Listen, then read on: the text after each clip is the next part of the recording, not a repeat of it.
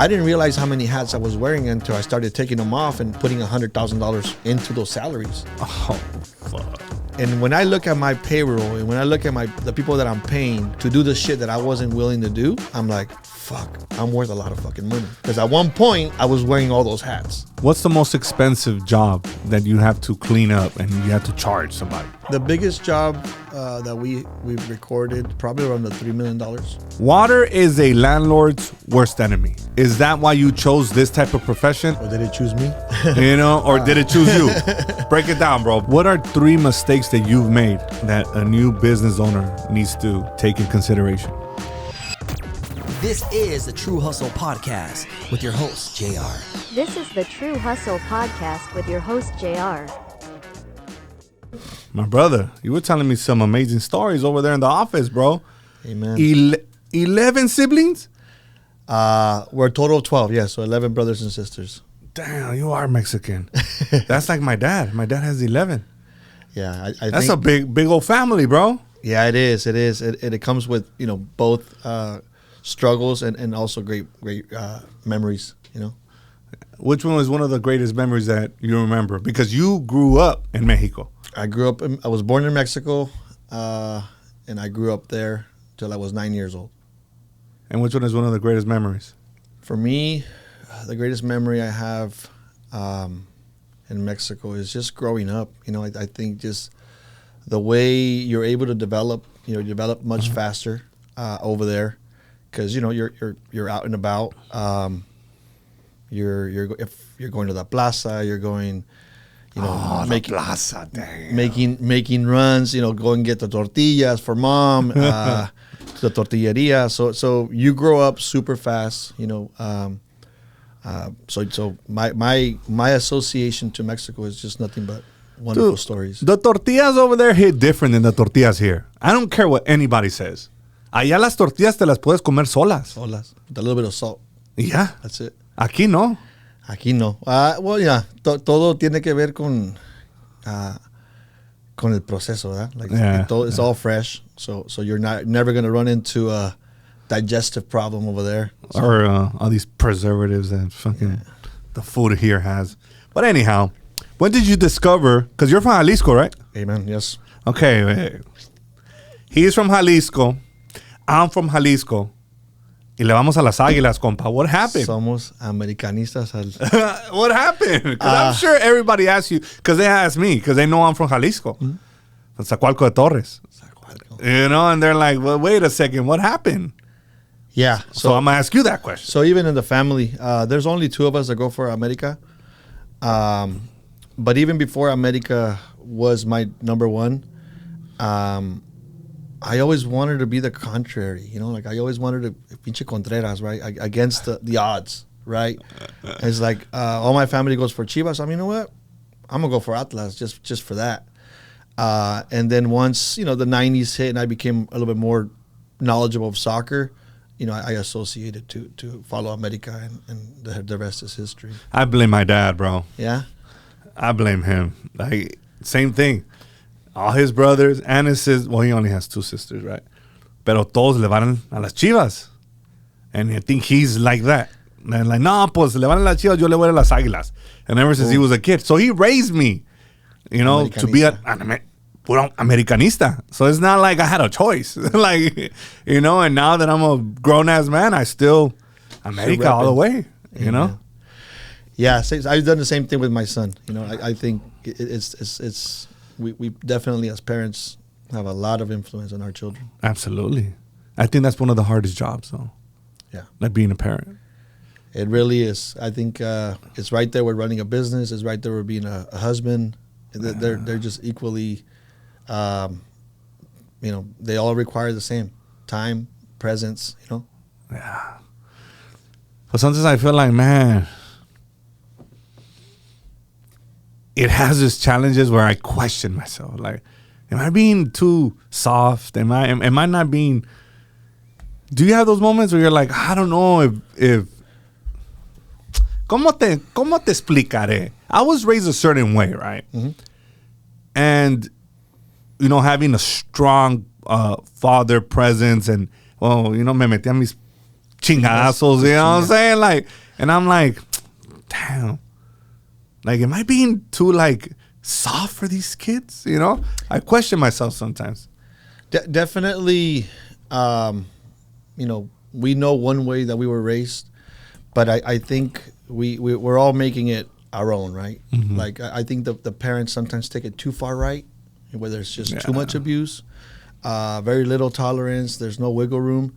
Yeah, you definitely catch yourself saying, man, maybe I'm going too hard. For me, it's I like to talk to my children, you know, more than once. It gets a little bit, you know, the noise or the level gets higher, and sometimes you do have to discipline, you know. But I think the most important thing is letting them know, right? Like, hey, listen, we're not animals. We're not supposed to be hit.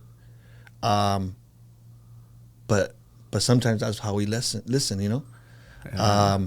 So I definitely have, you know, I don't practice it every single day because I don't think it's necessary. Yeah. But I think as long as the children know that there's a level of respect they have to, you know, have with each other and or elders or other people in general, that's where I think a lot of that comes into play.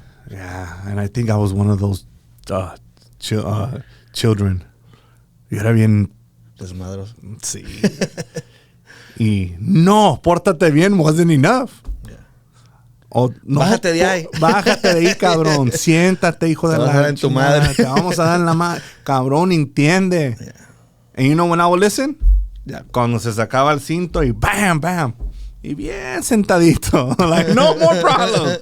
So I don't know. Maybe, you know, I was one of those that, hey, sometimes you just, you know, apláquese, cabrón. A lot of energy. Yeah. And that's what you get when you get, you know, the difference between having boys and girls. It's just two different. One has more energy. It's completely different. 100%. Do you have boys and girls? I have a boy, 9 years old, and my daughter, she's 16. I struggle with that too. Yeah. I feel like, okay, I don't want to make it a double standard, but I think that raising a girl and raising a boy is completely different. Correct. I think girls are more in tune with their emotions. And if I talk to the way I talk to my son, to my daughter, she might start crying because they're more in, you know, raising a young lady has taught me a lot. Yep. And I'm still adjusting to, like, you know, like, oh, maybe I shouldn't have raised my voice that much. Oh, man, you know, it's like it teaches you a lot, brother. It really teaches you a lot. It really does. You know, my daughter growing up, she got into soccer, and I was kind of trying to push her the way I was pushed, and she was just very non-receptive. She was like, no, like, it's not about, it's not about winning, Dad. Like, it doesn't have to be that. We don't have to play like that. So it kind of pushed me back, you know, and it kind of just put me back on the bench, you know, and just had to be another support system, you know. I can't believe you just brought that up. I just went to that this weekend. Yeah. Her response was, it's not just about winning, Dad. Yeah. And I'm like, yes, it is. And I know, like, and then I had to pump my brakes. Yeah. Because I'm like, that's the way I was raised, though.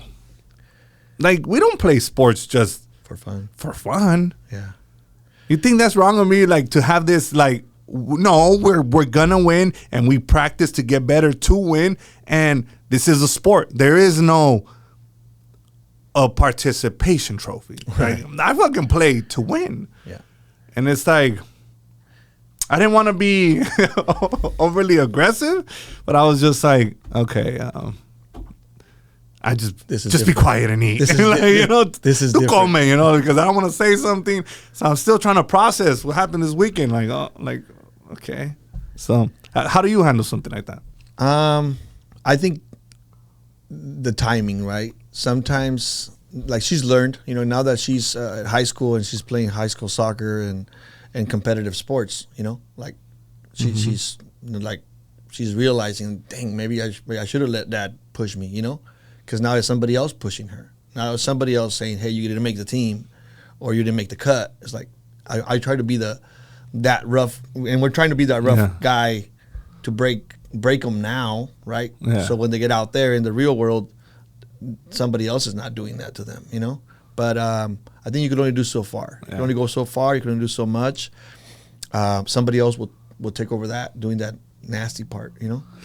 So I was thinking to myself throughout that whole dinner, I'm like, okay, I'm going to use that shit against her when she plays volleyball because she just joined. I'm like, so when they start competing, I'll be like, don't you want to win? Yeah, Dad. But no, it's not about winning. Yeah. And then I'm going to reverse it on her like, didn't you say just a month ago that it wasn't about winning? But yeah, but I practiced, but I did all this. Okay, so it is about winning. You know, so yeah, it's hard. Like, what do you think is harder, raising kids or running a business? What's harder? I think by far, I don't say that lightly, raising children. Yeah, because of the emotion that you bring up, like having emotions, and like raising a daughter, like they have other sets of emotions that you're like, but like I think this is a mom conversation. I don't know what's going on. I'm just trying to figure out your mom. So shit. So it's. I feel you, and they do too. Yeah, no, it's definitely, I think once you have a trade, a trade that you've mastered, once you start saying KPIs on everything, it's smooth sailing. Mm-hmm. But I think the your relationship with your children also has KPIs. What am I missing on? Like what do I need to increase? And I noticed that just because if I started noticing the children like constantly complaining, angry, and I'm like, man, I think we need some light. We need to hit up the church and let some light come into us. I agree, because it's tough, and it's not only tough. It's the stuff that they're exposed to that makes it tougher, right? Oh. It's like you're in your circle, you're in your habitat. That's one thing, but once they get out there, it's a whole different animal, and hopefully you have enough. Hopefully you have enough, enough leverage on them where they don't have to listen to somebody else. So it's definitely tougher to raise children. It's a crazy world out there. It is. But I think it all starts at home. So if you have the foundation at home, hopefully it's strong enough to override the craziness that's out there. Yep. Going back to the soccer stuff, the World Cup is going on, bro. Amen, man. And I've been seeing a lot of this online. And I want to ask you, because you were born in Mexico. Yep. You migrated here to the U.S., and now you have a decision to make on who you're cheering for in the World Cup, Mexico or U.S. For me, it's always been very crystal clear. I think we go back to the foundation, right? Mm-hmm.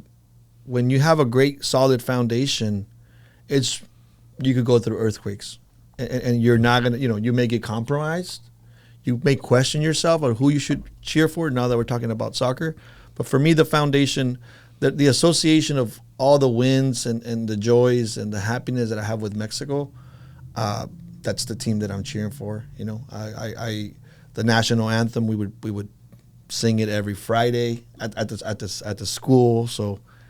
It's just that's the team for me. It's very simple. I get a sense of pride when I hear the Mexican national anthem and the U.S. anthem. I think that's what shaped me to be the individual that I am now. Amen. And there's nothing that could take that feeling away from me. Yep. Now, I disagree with a lot of the things that are happening, especially in Mexico, and I'm like super proud to be an American because this country has gave me everything, right? But I'm also very proud to be Mexican, Yep. Our culture, our food, our music, music and the way I was raised by my parents, like it means a lot to me. Yep. And I don't want to let politics and what's happening infiltrate that feeling, because I grew up watching soccer. So it's like, to me, yo le voy a los dos y me vale madre, you know, like straight up, like, you know. So it's like, I know there's a lot of like shit online that I'm just like, oh yeah, cállense. Like, who cares? Like, you know, I'm just happy that I have the opportunity. I have double the opportunity of other people because I have 2 teams, and I'm cheering. I just hope they don't play each other. Right. Because for me, you know, Mexico is like a little mini America. Mexico is like a mini America to me because of the faith, you know, the values, the culture. I think America once was there, you know, and I think like I heard something online where it says like, I think Americans should like look at Mexico as an example of how rich in culture they are and we are, and how rich on faith we are. And America was that way until the drugs got involved. You know, Mexico doesn't have a drug problem. America does. True. And that's one. Those are the things that this is why Mexico is winning in some of those wars, right, or some of those battles. But that's kind of where how I see Mexico as you know, maybe superior in that sense. But America, you know, once I became a citizen about a year ago, I'm extremely grateful. I'm proud to pay my taxes. I'm proud to contribute with my grain of salt to, you know, because I've ridden bikes on dirt roads, and now I appreciate the pavement, right? I appreciate the freeways. I appreciate, regardless of whatever they do with the money, it's like, hey, listen, it's the golden goose, and they're laying the golden eggs. I appreciate freedom, liberty, and justice. Yes, so no, and that's it, man. It's like I want to I want my children to be raised in a safe environment, and we have to pay for that, you know. So freedom isn't that free, huh? Freedom is not free, you know, and I think that's Se tiene que pagar. Se tiene que pagar. I have a lot of, you know, because I'm in the business, I have people that, you know, that work with that want to get work from us, subcontractors, sometimes, you know, day laborers or freelancers. They want to get paid cash. It's like, no, bro, like, you got to do your part. And if you want to break the system, this is why Mexico was broken, right? Is we all have to contribute our and if you're biblical, right, it's like, hey, pay Caesar what's Caesar's, right? It's always been. That's a good point. So I always frown upon that when I'm like I get you don't want to pay taxes, but then I have to pay those taxes. So, you know, I don't think it's an even. Somebody's gonna have to pay them. Somebody has to. And I'm guilty of it, but I don't think I understood that. Yeah. As a younger entrepreneur, you know, and now that, you know, my association and the people that I hang out with, it's a little bit different. Now I understand. I'm like, pinche vato codo. Back then, you know, like, no, que todo cash. Cheapest deal. No, que todo lo barato, pues todo lo barato sale caro, compa. I've learned that firsthand, brother. So that's a great point. Yep. You know, we all got to put our part. Pero a veces se pasan aquí en California, Eso sí. Se pasan de lanza. Yeah, when you start seeing that you're doing your part and they're not, you know, the homelessness, the drug problem, you know, it's just like, yeah, whoever's in charge is not doing their part. And that's where I'm having a lot of internal conflict. Yes. I think because when you are cutting checks and you are paying the man, or, you know, then you start thinking differently, right? Like, oh yes, cabrón. How much did I just pay you? Like, for me, like for California, I pay a lot in property taxes. I'm sure. Like, over 6 figures, like over. Yep. And I'm just like, what? Where's my money going to? Yeah. Why do we have these issues? It just shows that the people in charge are They have a different agenda. not aligned with what I'm aligned with. Yeah, they have a different agenda. They have a way completely different agenda, and that's not cool for you. It's not cool for me. It's not cool for everybody that's paying taxes. Yeah, and I think as long as people say, "Oh, maybe we should move our business somewhere else," if you could get over there where you're able to get here, of course, But I think for me in service, the trades that we do, there's not skyscrapers everywhere. There's not another state that could guarantee $4 trillion in it's a $4 trillion economy. Mm-hmm.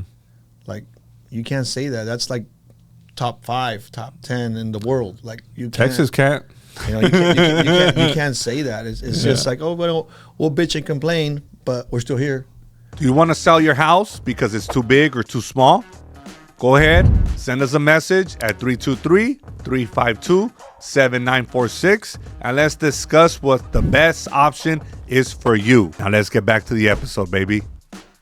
Why? Because you're you're probably splitting the profits with them. Mm-hmm. And at times I feel that they're not doing anything, and that's probably the case, but what do you do?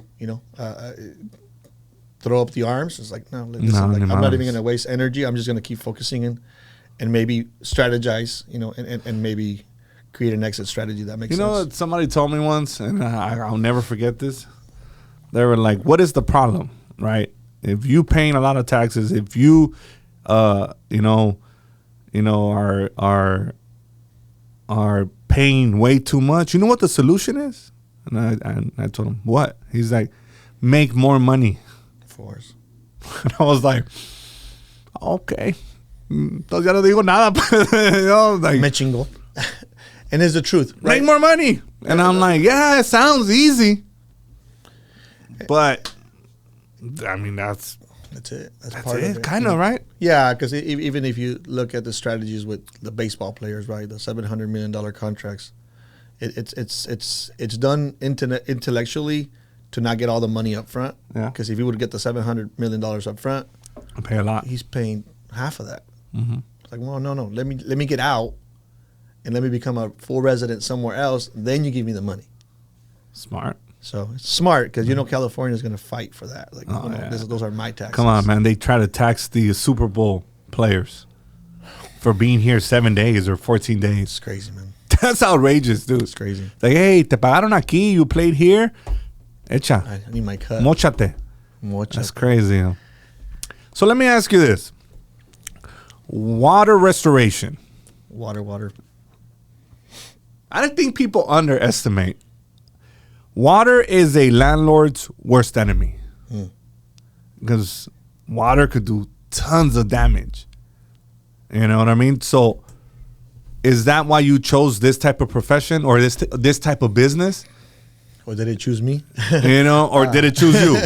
Break it down, bro, because I have a gazillion questions for you. So it all starts right in the beginning, right? I get married at 18 years old, right out of high school, or still in high school. Right before graduating, I get married to my wife, my high school sweetheart. Get married, had little odd jobs, part-time here, part-time there, delivering milk for Altadena as a part-timer. And I'm like, no, I need a 40-hour plus. Why? Because I got married to my wife. The intention is for us to move out, right? At that time, we're living with my mother-in-law. And I got to get a 40 plus. No. Oh, yeah. You know, como dice el dicho, right? Que el pan es bueno y enfada, So I didn't want to be that person, right? Where I'm just taking over the house and whatnot. So it was just temporary. So I looked for a 40-hour plus and, emergency services, water damage, guarantee you 40 hours plus, So at that point, the minimum wage was like $7.25. So I started, getting paid $7.25. So you went to work for a company first? Yes. Okay. So I started, I know the interview was crazy because I'm like, so what do we do? Like floods? mold. I never associated that to any sort of a job, right? I just remembered they needed a technician, and that the name sounded like chingon. Like I've always seen like electricians as, oh, those are the badasses. Yeah. Nobody fucks with electricity, you know. So I said, technician, that sounds cool, man. Like, I'm gonna apply for that. So I sent over my resume. I was like, so then they called me. I was 18 years old, and yeah, sure enough, they said, hey, we guarantee you 40 hours plus. You'll make your money on the overtime because we pay travel time. So the minute you come to our shop, your clock starts. And then by the time you get back, your clock ends, and you're probably talking about 12, 15-hour shifts, because a lot of our work is in the west side, deep west, which is like Century City, Santa Monica, downtown LA. So a lot of the work was in the west side. The company was based out of South El Monte. So sure enough, that's how I started. That's how I got into water restoration, and my first day at work was on a 16-story flood, and the water damage happened 30-something floors, and the water trickled all the way down, and we were there all day. All I remember doing all day was just pulling cove base off the walls. And I'm like, I don't know why I'm doing this, but that's what they want me to do, so I just pull cove base, you know. Okay, these sky rises, they all have the plumbing connected together, or is it individually?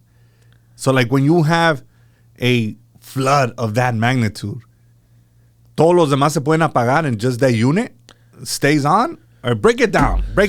Because a lot of buildings have isolation valves, and that's where you work with the engineer, the building engineer.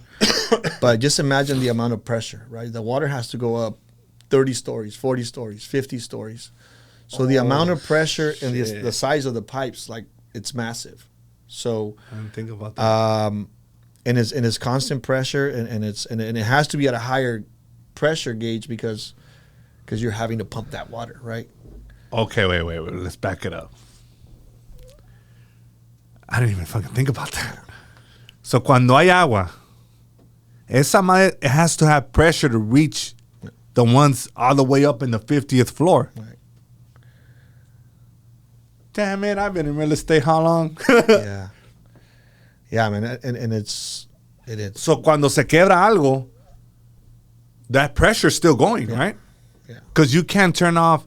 How many mains does a big building like that have? Is it just one, just like the typical apartment complexes, or does it?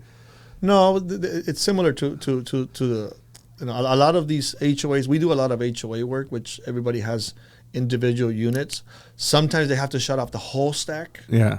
And there's one big main that shuts off, so the neighbors all in that stack don't have any water. But now that they converted a lot of these commercial into residential, they all have individual shut-offs. So but 9 times out of 10, you catch a water leak when the neighbor below is just getting drenched in water. Like, there's a leak upstairs, and then the manager dispatches their team, and they start trickling down which floor the water originated from. And who pays you guys? Insurance, or is it because I'm assuming there's different. No, I'm not assuming. There has to be different owners, right? Correct. Yeah, if you're in an apartment, or not apartments, but skyrise. If it's apartments, if it's a skyrise that's luxury, like leasing, it's only one owner, right? The landlord. Yeah. So in this case, like companies like Brookfield, Greystar, they own the building and they manage the building. So sometimes we have to deal with them directly.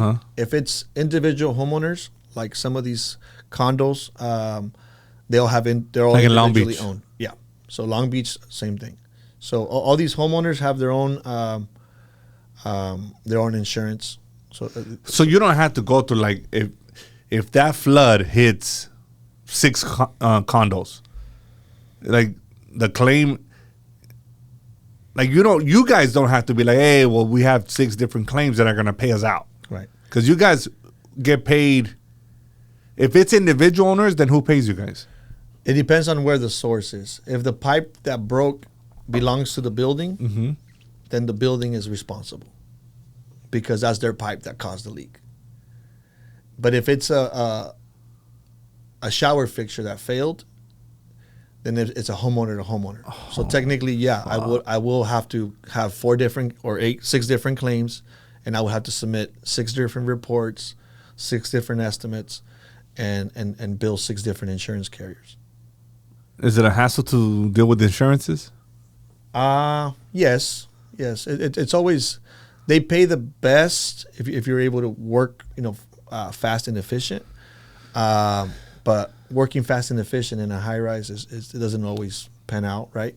So because we are a preferred vendor for a lot of the high end associations, they kind of have to look the other way and say, well, I can't compare you with the Surf Pro that does like single family homes because this is a little bit more complex. There's a lot of complexity working in high rise.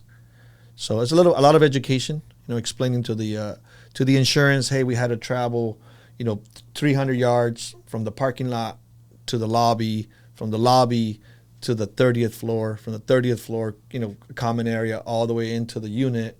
So you have to explain all that. So there's a lot of, photo documentation, explanation of why your fees are probably double, triple, quadruple than a resident, than a single family residence. So, man, I could just imagine one of those jobs. Yeah. What's the most expensive job that you have to clean up and you have to charge somebody? Chismoso, huh? Chismoso. The biggest job that we've recorded, it's probably around the $3 million. And it wasn't crazy massive. It was the type of finishes it had. I'm in the wrong fucking business right now. Man. It's okay. $3 million, all right? What does that consist of so I could get an idea of the magnitude of it? So it wasn't all the magnitude. It wasn't like you're walking in and you're swimming in water. It was the type of finishes. You're not dealing with LVT.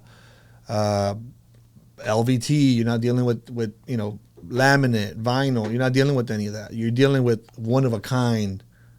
Like expensive. This floor was cut in Poland from the forest, milled and delivered here for this project.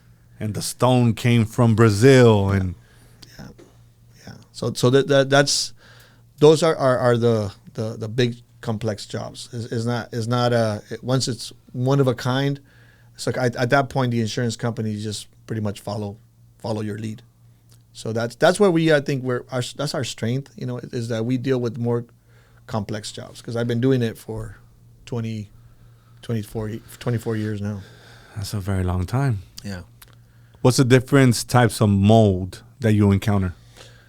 On a typical water damage, there's 2 types of mold that you should be aware of. The media has put it out there, the black mold, right? The black mold is called like Stachybotrys. Stachybotrys is a type of mold associated to extensive water damage for a very long time. So you don't develop black mold by one-time leak. Like it had to be a lot of water, treated, like there was no air movement. You didn't put any fans to dry it. You didn't put any dehumidification units to extract the moisture. So for mold to grow, there has to be a great level of like almost ignorance. Like, you've seen the leak, you just painted over it, right? Okay. And then the other type of mold that's more common in water damage is it's called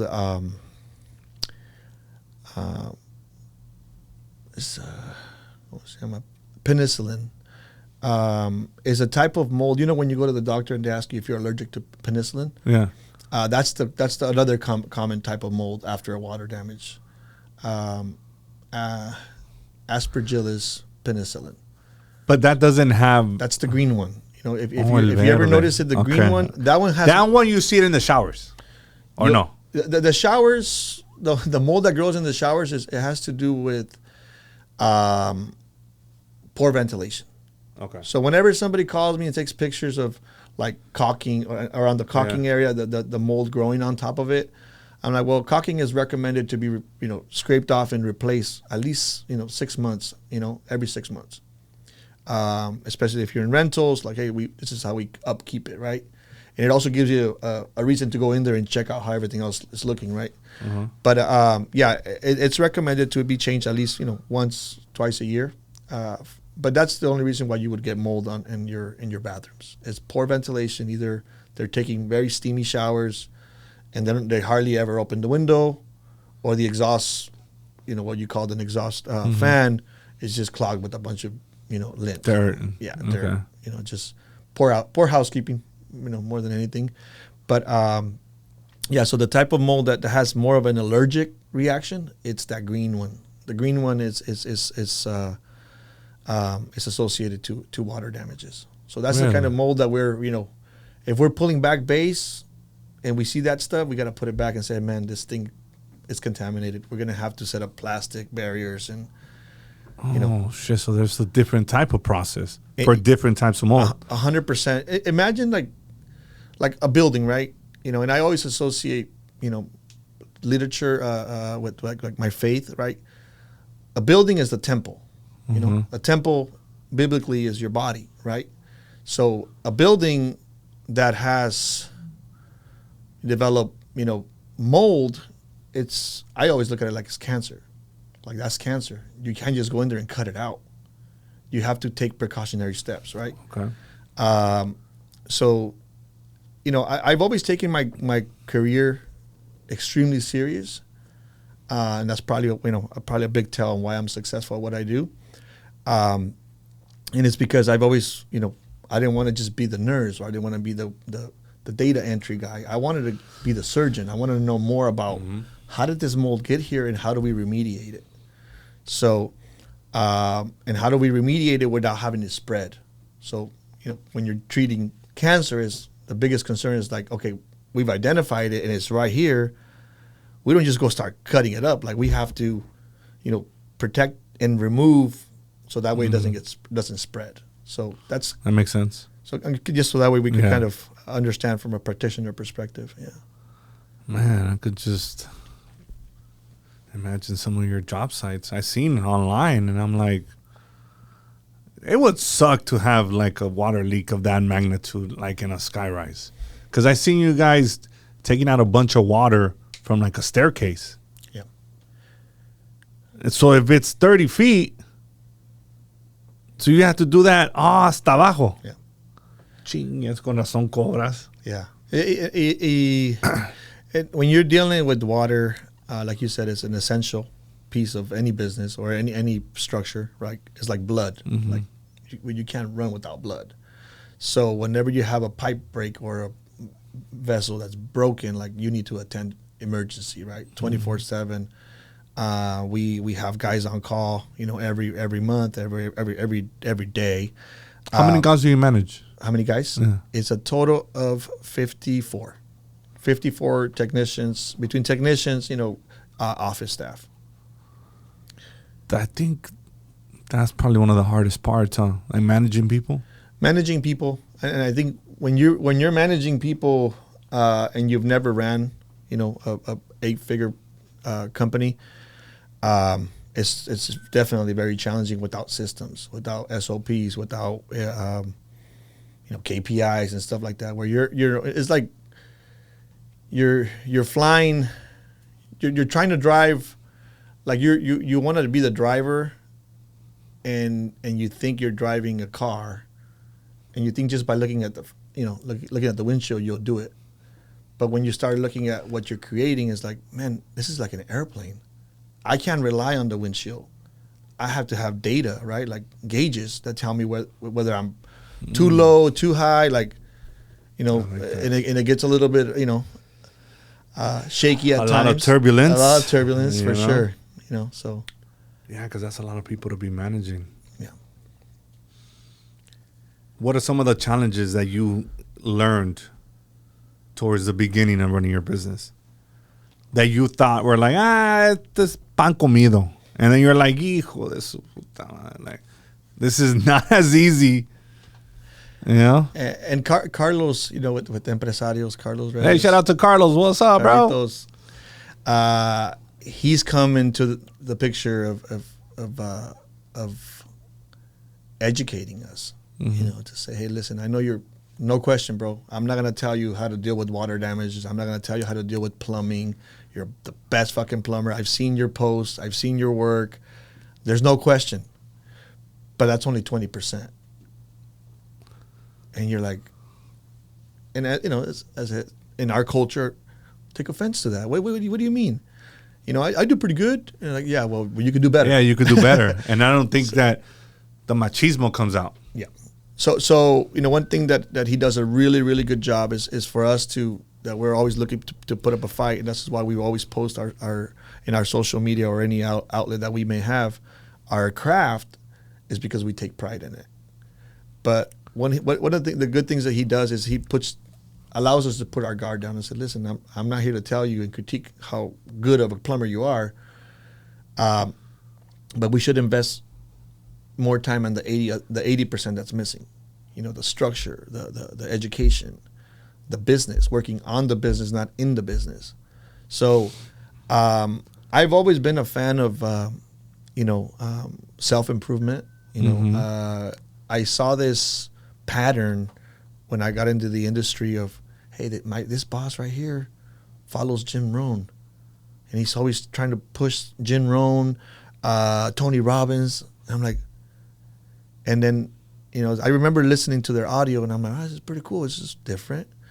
More like a pump up motivation. And, you know, I left that job, went to another, and then same thing. Leadership was always like looking at that self-improvement stuff. I'm like, hey man, success leaves clues. Like, these people are following these cats. Like, they must be getting a lot of their information from there. So then I started investing a lot in self-improvement through Tony Robbins. So, but it's very different when you're not as educated, you know. And I think, you know, all of my brothers and sisters only have like a 6th grade education. I was the first one to graduate high school. No way. And yeah, I'm the smartest one there, right? Yes. and then you get into business, and I'm starting to go to these Tony Robbins seminars, and I'm like, man, this guy's spitting so much, but I'm only capturing at best 15%, you know, because I can't relate. You know, I'm not that advanced to be able to relate to the language barrier, 1, the education barrier, 2, like, and I'm with puros güeros. I'm like, I don't see any raza. You don't feel that familiarity.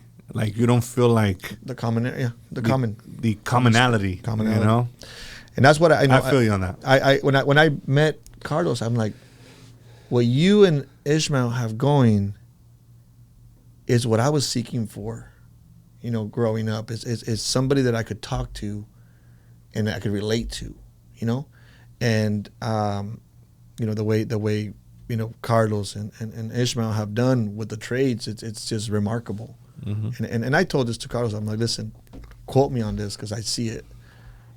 Like, you will be our Tony Robbins. You will be the guy to break through all those barriers, and I'm here to be a participant, you know, and help the movement, right? Because there's 27-year-old kids running $4 or $5 million operations, and you're like, they're gonna need the help, you know, and it's remarkable. It's just, you know, I've been craving for it, so now every chance we get, we're always around the empresarios group and just helping each other, lifting each other up.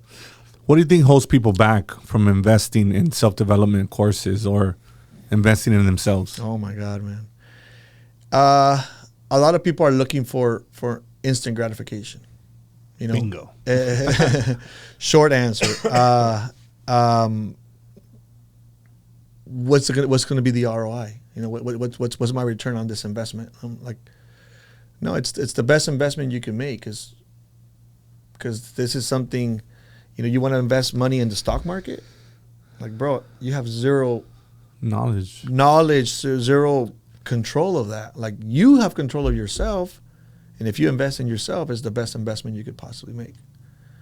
You know, it's been my philosophy, and you know, and I'm always going to give those people credit. I'm like, no, these people give you foundations, you know. And I think people are also afraid and have a scarcity mindset. When I first started the podcast, when I first started doing content like 5 years ago, I paid Ryan Pineda a lot of money, right? Correct. So I could get the blueprint. Like, hey, all I need to know is like, what do I buy? How do I do it? And it's like, I hesitated to press Send. pay. Why'd I do that to myself?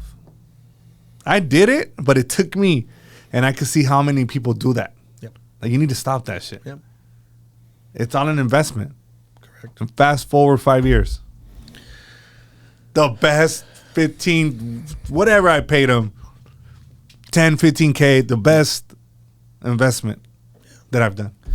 Because they get, if you want to get somewhere, and the individual that you see on that screen is already there and has been proven, and you could, do your research, and then it's pretty simple. Yeah. It's like, yeah, it's especially if once you get to know their content and you see that there's a lot of association, this is why this is not uncomfortable for me to come to you, because I'm like, dude, there's a lot of commonalities. There's a lot of common, there's a lot of stuff in common that we have where this is going to be comfortable, right? we've been in the same room several times now. Correct. So that, I think it's like being comfortable around somebody and doing certain things, and you share the same interests, the same values. That makes it easier too. Yep. Yeah, it definitely it makes it easier and more enjoyable. Oh yeah.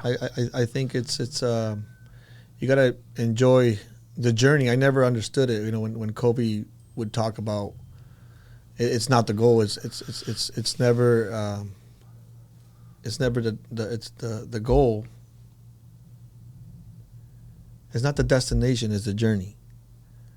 And I'm like, how can you enjoy fucking working, bro? Like, but it's because if you're not enjoying your work, it's because you're just doing the task. You're not ahead of the task. You're not ahead of the curve. You're not anticipating. You're not projecting. You're not. It's all reactive. So, self-development. Self-improvement. It just goes back to the airplane analogy where you always got to take care of yourself first. The oxygen comes down, and you got to take care of yourself. Then your children, your wife, and everybody else. What has empresarios taught you? Just community, man. I think more than obviously the obvious, the business aspect of it is being able to share, to as a community,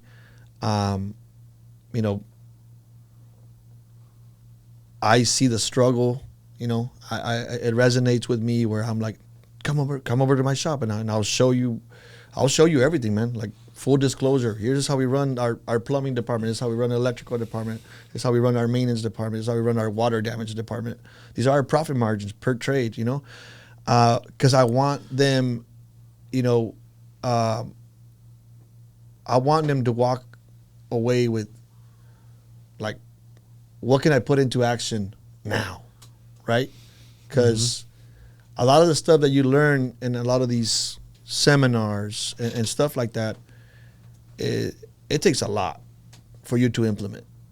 Because you're able to listen to these seminars because they'll tell you where to go, right? Hey, Vegas, 5 days, come out, boom, and you're immersed into it, and you walk out of there so pumped that when you get back to your workplace, it sucks you right back in. It's like, dude, how am I supposed to get to implement any of that shit that I learned when I'm still getting dragged to go out there and repair that pipe or go out there and assess that loss, Damn, that's a good point. So definitely, if you're gonna invest in stuff like that, make it a team effort. I did empresarios and it was supposed to be a one-on-one, and I'm like, hell no, I'm not gonna do a one-on-one. I'm the visionary, bro. Like, I'm not the practitioner. I don't deal with the KPIs every day. Like, let me bring my whole team, and so I we got a room, we got rooms out there, and I took four of our guys, as some of those guys were upping up with questions, it's like that. What kind of question is that? That's an operation question. Boom, give them the answer. Boom, boom. 'Cause I don't have all those answers. So I've done a pretty good job delegating the task. So I'm like, dude, like I don't need a 1-on-1. It's going to be a 1-on-5. And we're going to walk out of there with a lot of knowledge, and that's what we've done. As being Mexican, and you could have that machismo, and sometimes I feel like we're anti-delegating.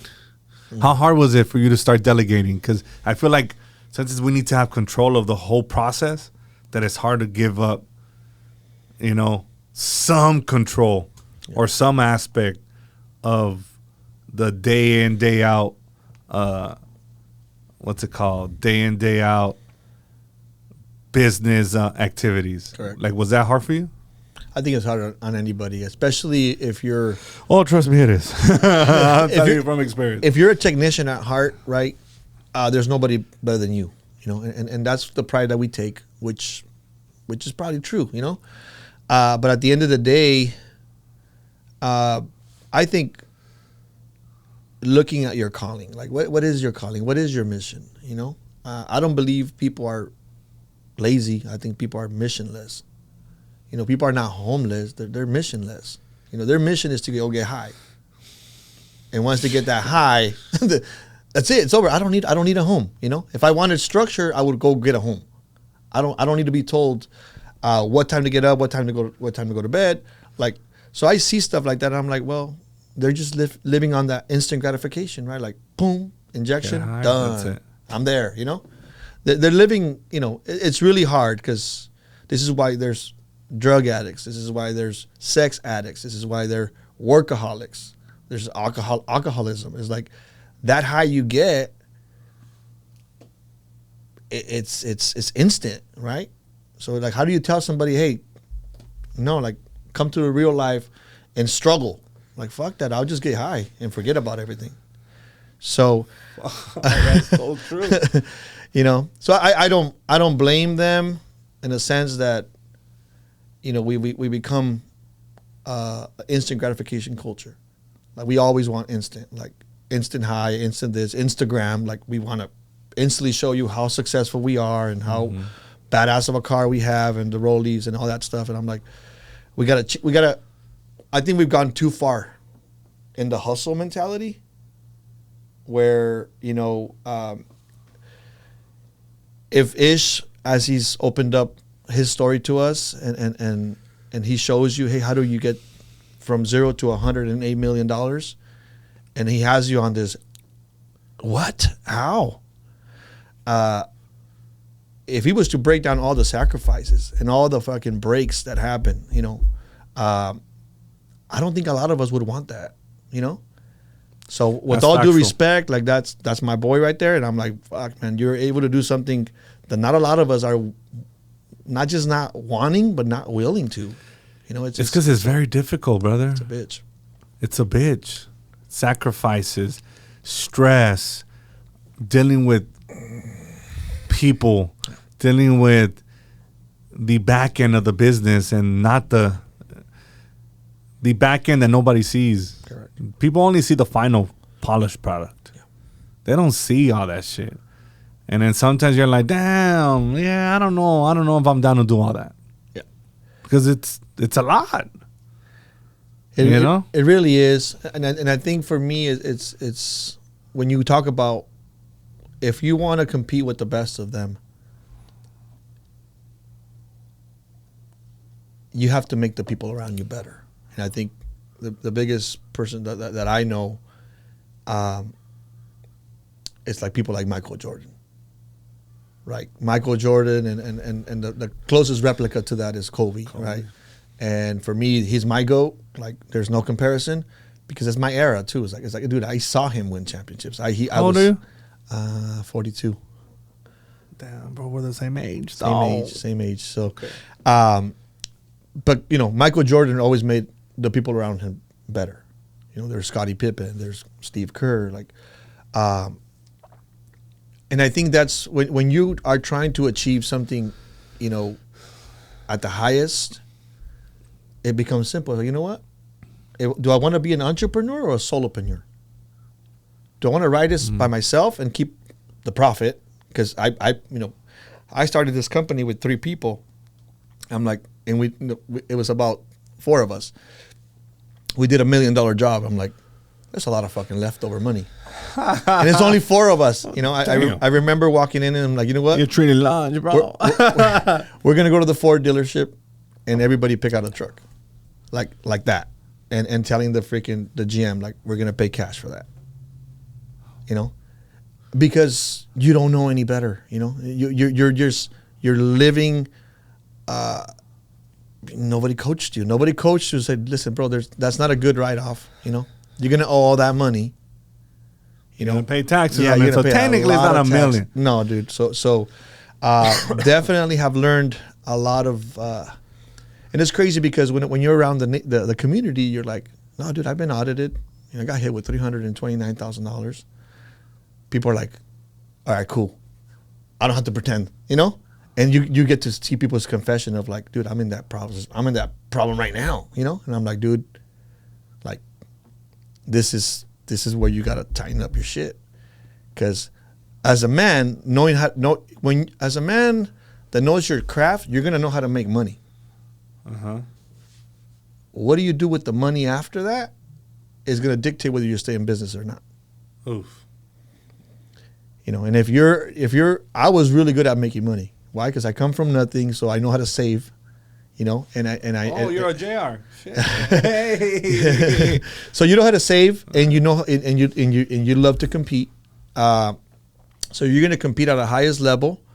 Like I always tell the guys, I was like, whenever we're out there branding, the brand, the recognition, is we're going to portray to the public that we are one of the top 3 restoration companies in Cali, right? Mm-hmm. But operational wise, we're not spending a dime. Like we're going to watch our freaking dollars. So out there, we're portraying that we're this big company, but as far as running jobs, like we're watching the money like hawks. So it's a great balance. I think you got to promote your company out there like you could compete with the best of them. But operational wise, you got to look at it like you're going out of business. How important is branding to you? I think I've learned even more to appreciate branding. It's like when we see the Laker emblem, right? We see the Laker logo. The feeling you get is like, hell yeah. Yeah. Back to back to back, that's for me. Whenever what I'm trying to create with my brand is saying, hey, your problem is no longer a problem. Like, we'll take care of it. We're here. We're here to save the day. I know it's a terrible way to meet me, because you're going through a disaster. But we're very humane, right? We understand the circumstances you're going through. We're going to go ahead and deal with your insurance company. We have X adjusters in our arsenal to deal with them. Why? Because they speak the same language. We're going to come into terms. The negotiations are going to be very, very minor because my team is able to work with their team and close that gap. So for me, the branding is the feeling. Like, what do you associate? When people see Celco, it's like, oh, it's Jose. Cool cat. Like, handles business. I seen your car, bro. I knew it was you from a mile away. Yeah. I was like, oh, he's here. I told him. Yeah. Grant Cardone. I've come out of my shell. I come out of the closet. I've come out of the closet for that same reason. It's like, listen, like, you got to get loud. Why? Because if you're a person that has a great story, if you're a great person, a human, and you've done okay in your business aspirations, you should get loud. You should let the whole world know. It's like, hey man, like I'm one of the good guys, and I'm not here to sell you anything. I'm like, just come to my shop and take whatever it is you get. I had some plumbers coming through my shop. He's like, Jose, like you just gave me. I just walking around and they're just soaking up what we're doing, and they're taking it back to their shop, and applying it. And I think that's what sometimes when we focus on sales and lead generation and stuff like that, that's great and dandy. But if these guys are not capable, it's like having front teeth and no molars, right? It's like, bro, like how are they gonna digest all that work? You know, it's crazy. So for me, it's like I know a lot of the guys that are in the trades, a lot of the owners. You know, the Ramirez Plumbing, the Hernandez Plumbing, the Jimenez water heaters. So those guys were technicians that said, hey, the next sexy thing is owning your own company.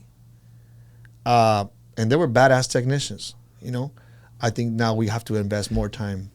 Let me ask you this. Can a badass technician be a great business owner? Or are they in for a rude awakening? You're a badass technician and you could do any type of plumbing job, any type of but when it comes to managing people, inga su madre. Yeah. What do you think? And this is why Michael Jordan was never a good coach. Yes. You know, because their standard is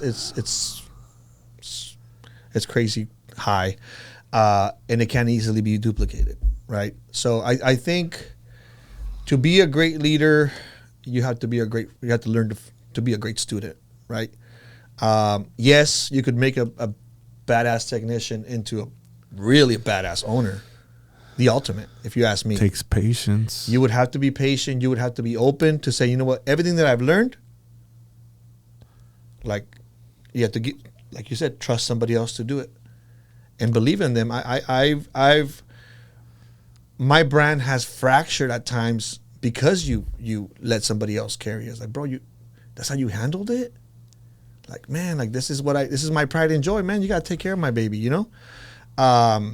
So yes, there will be, you know, but I think once people get to know you in a personal level, they're a little bit more forgiving, you know? That's where I struggled. That's the mistake that I made early on.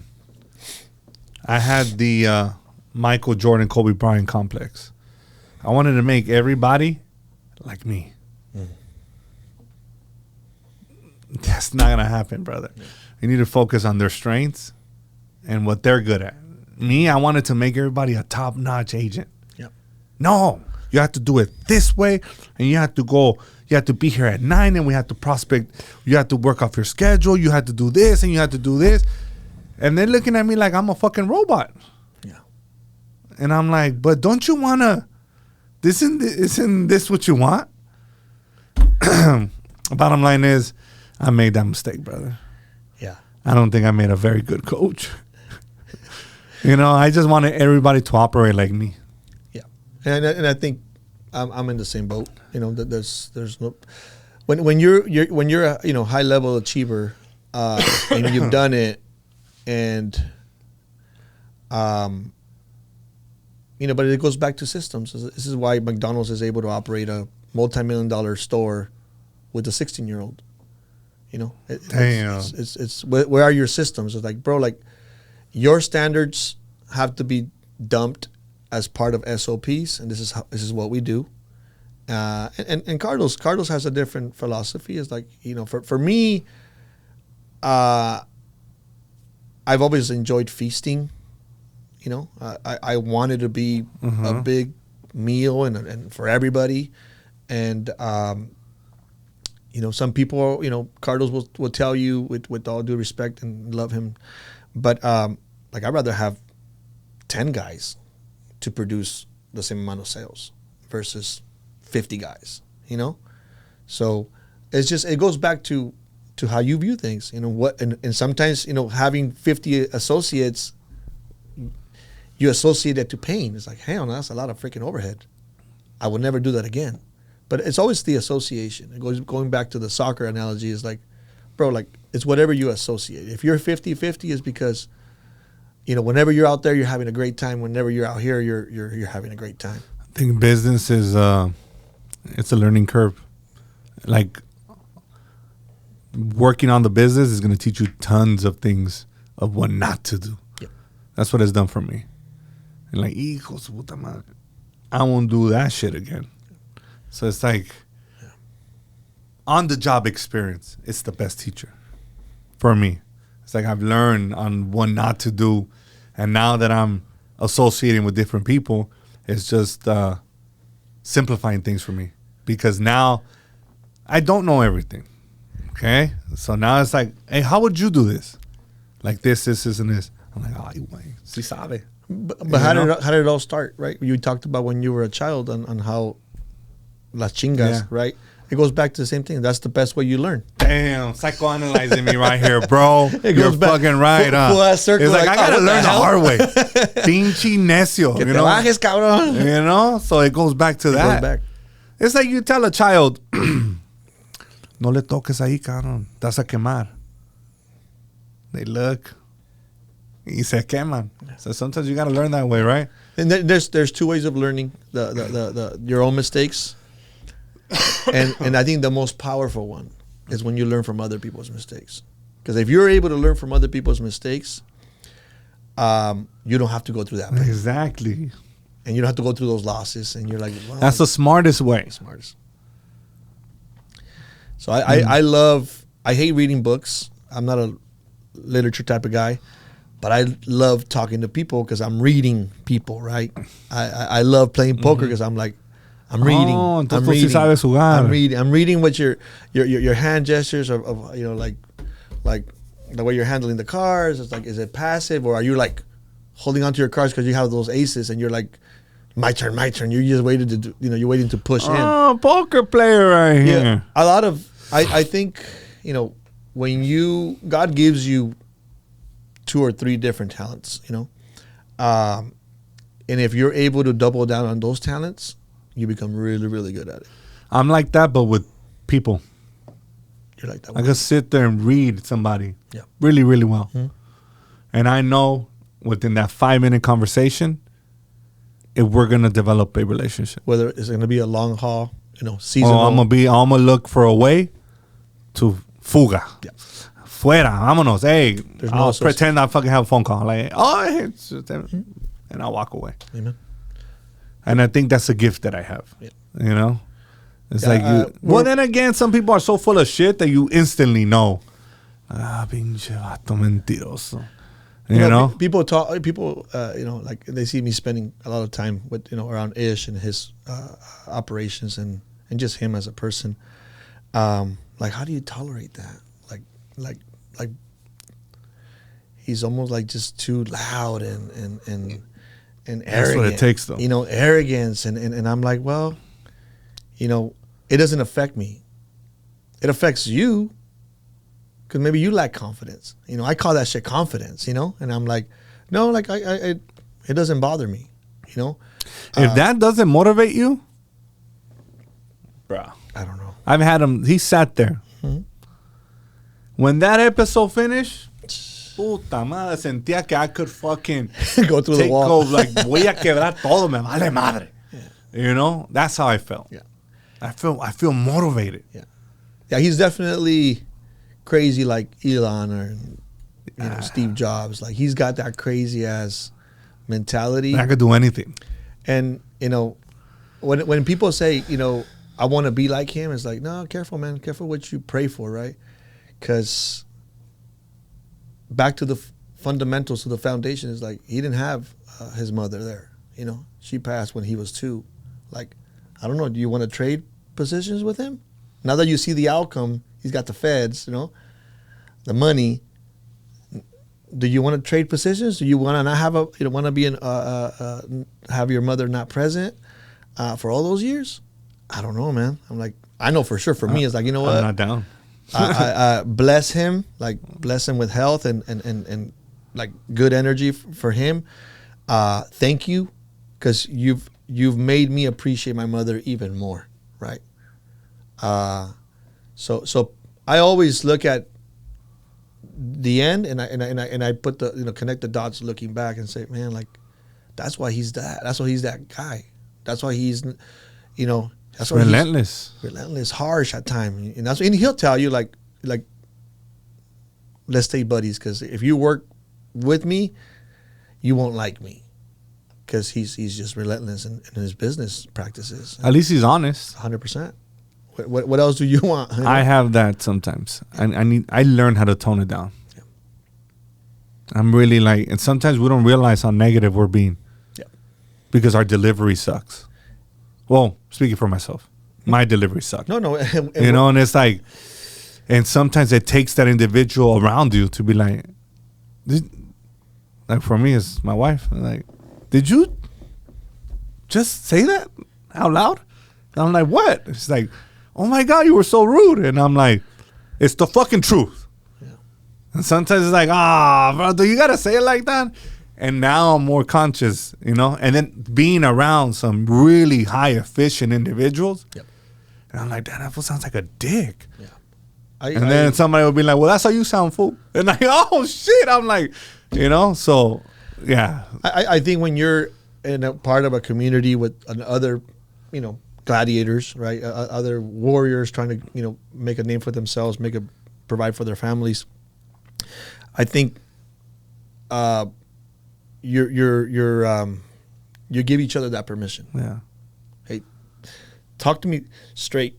You know, don't talk to me like an employee. Don't talk to me like I'm just. You know who's helped me? Who's that? Carlos.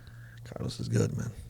I think he's like, he sees how I am, and he's probably like, calm down. Because I go from 0 to 100, right? But that's how I grew up. That's how I am. You know, and it takes somebody to tell you, like, I know what he does. Yeah. To be like, he's so passive, right? He's like, oh, yo go, you know, off the handle, you know? So I'm starting to, like, take a step back, breathe, and it's like, all right, business, let's go. So I think it takes, how important is environment for you? Oof. Environment. How important environment? I think it's everything, right? Mm-hmm. I think you are a resemblance, and you are your environment. Like, if you're around good people, you're gonna create good stuff. You know, if you're in a group of people that don't want to respond to a call, you know, but you're not in the people problem solving business, you know. In-N-Out does a really great job, you know, of making sure that they only hire people that smile.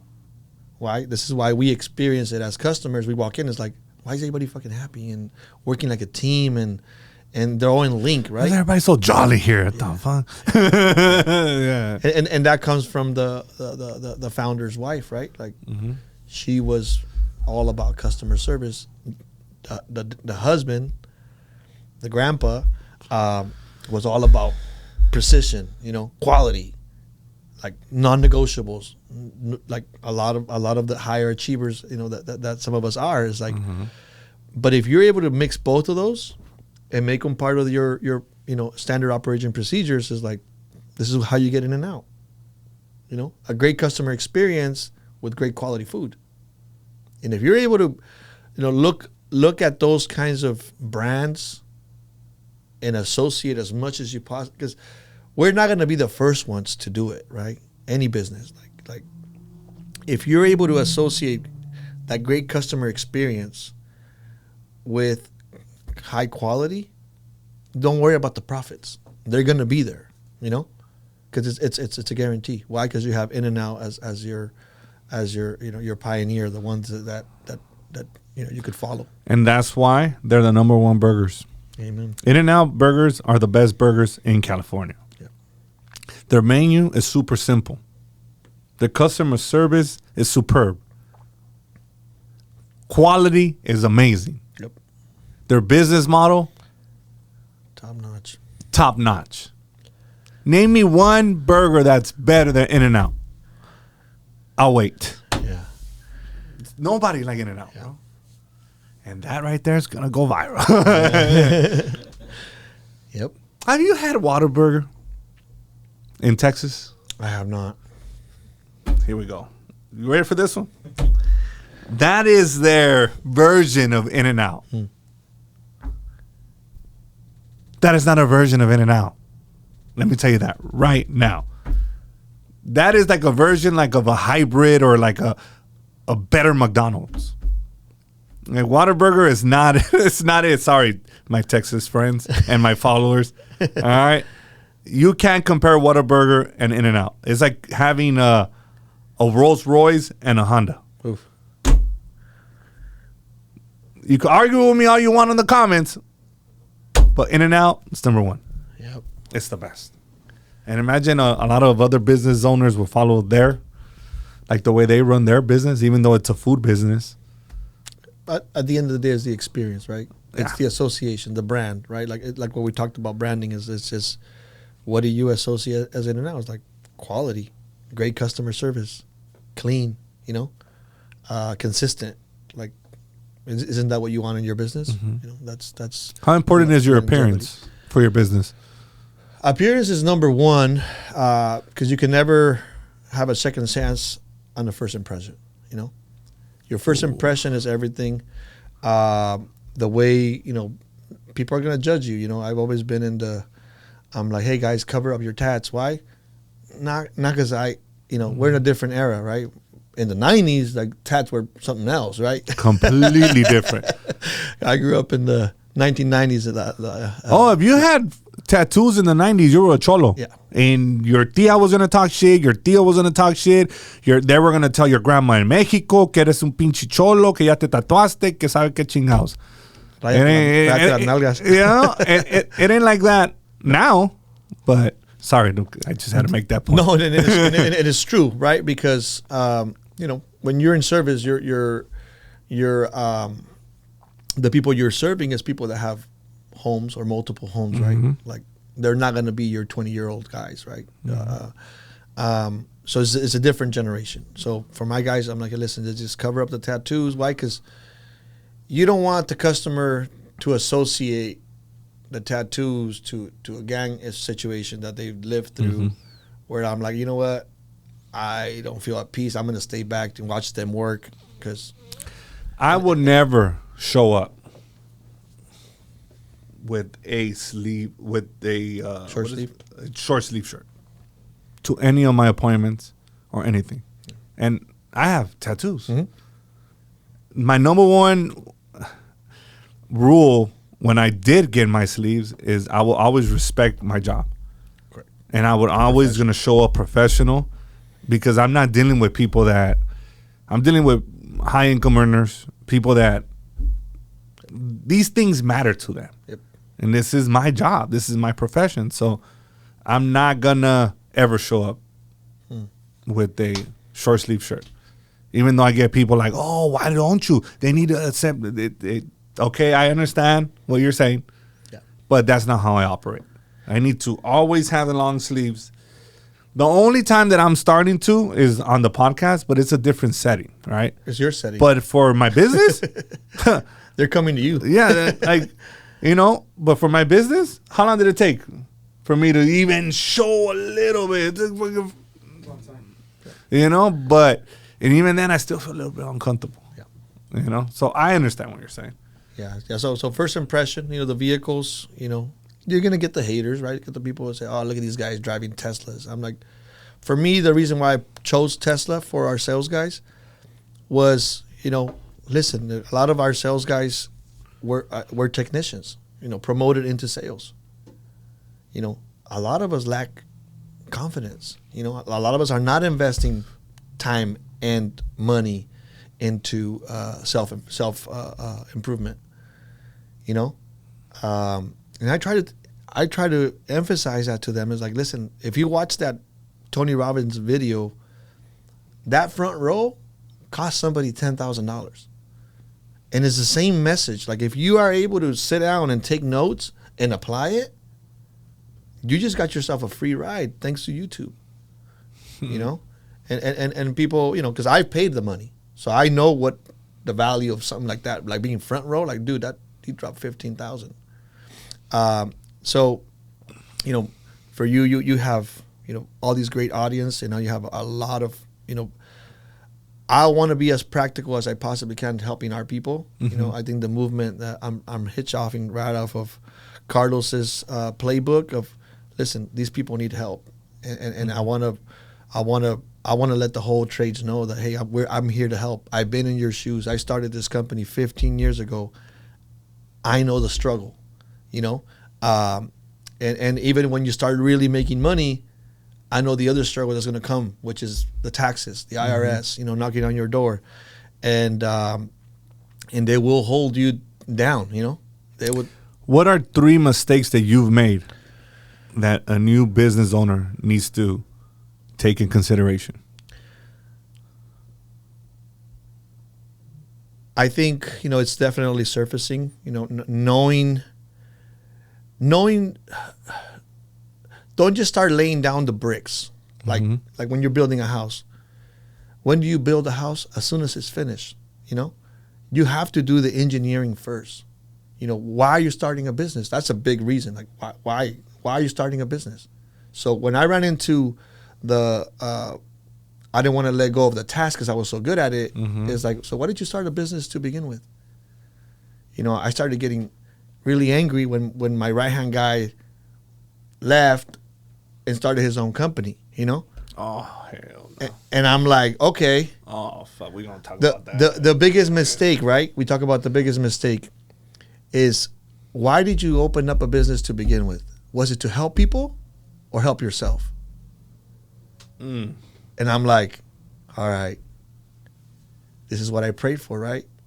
You prayed that you wanted to build something to help a community or to help a Mexican-American community, right? And now that you see him, you know, expand his wings and fly away and start his own venture, now you're hating. Now you're mad. Now you're upset. So there was a lot of that mirror talk to say, well, you know what? Let's see how good he does and see how good of a trainer you are. Because if he does good, then it's a resemblance or it's a reflection of you, right? So to all the guys that have left, but did he do good? But did he do good? Yeah. You're a good fucking trainer, bro. The fundamentals are there, right? So the stuff that you train people on are the fundamentals, and you're like, listen, you know, you may not be able to grow to a size of the size that we are, but you're gonna be just fine.